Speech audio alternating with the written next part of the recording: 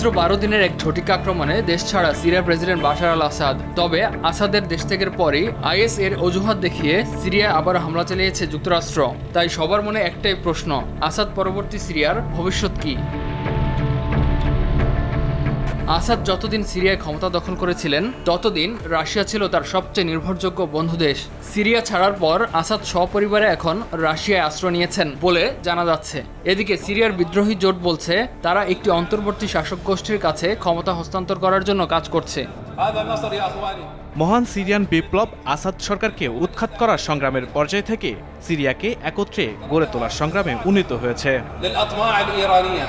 বিশ্লেষকরা বলছেন দীর্ঘদিনের গৃহযুদ্ধ কবলিত সিরিয়াকে আবারও সংঘাতের দিকে ঠেলে দেওয়া এড়াতে এমন ঘোষণা বিদ্রোহী নেতাদের পরিপক্কতার উদাহরণ। দেশটি দখল নিয়ে রাজধানী দামেস্কে অপ্রীতিকর ঘটনা এড়াতে ১৩ ঘন্টার কারফিউ জারি করেছিল বিদ্রোহী গোষ্ঠী হায়াত তাহরির আল শাম HTS। নতুন সরকার গঠনের আগ পর্যন্ত সরকারের সব বিভাগ পরিচালনার দায়িত্ব পালন করবেন আসাদ সরকারের প্রধানমন্ত্রী মোহাম্মদ গাজী আল জালালি।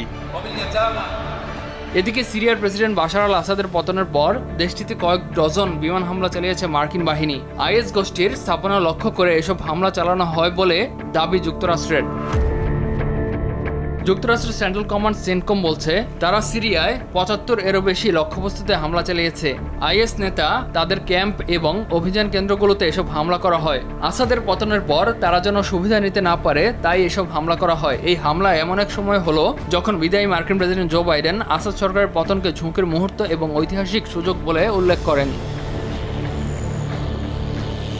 তাৎক্ষণিক প্রতিক্রিয়ায় এক টিভি সাক্ষাৎকারে কথা বলেছেন মার্কিন প্রেসিডেন্ট জো বাইডেন। সিরিয়ায় বাশার আল আসাদের পতন, আইএস এবং হিজবুল্লাহর সমর্থন নিয়েও কথা বলেন তিনি। বছরের পর বছর ধরে আসাদের প্রধান সমর্থক ছিল ইরান, হিজবুল্লাহ ও রাশিয়া, কিন্তু গেল কয়েক সপ্তাহে তাদের সমর্থন ভেঙে পড়েছে। আমি যখন দায়িত্ব নিয়েছিলাম সে সময়ের চেয়ে এখন তারা অনেকটাই দুর্বল হয়ে পড়েছে।